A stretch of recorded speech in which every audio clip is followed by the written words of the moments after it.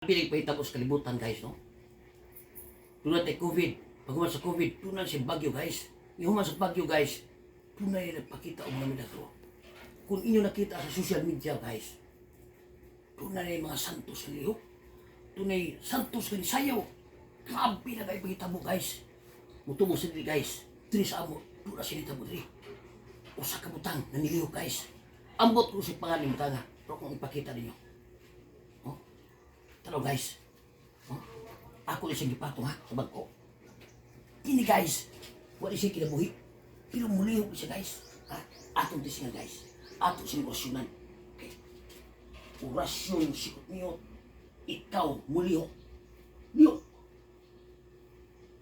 Kita mo guys. Lihok. Kapi kayo. Wake up ha. Ano Usman? Usman to. Orasyon sikot niyo. Ikaw mulihok. Lihok.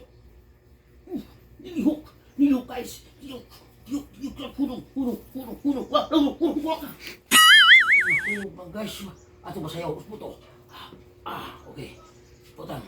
Orasyon. Terung guys ha. Okay. Orasyon sikot niyo. Sayaw.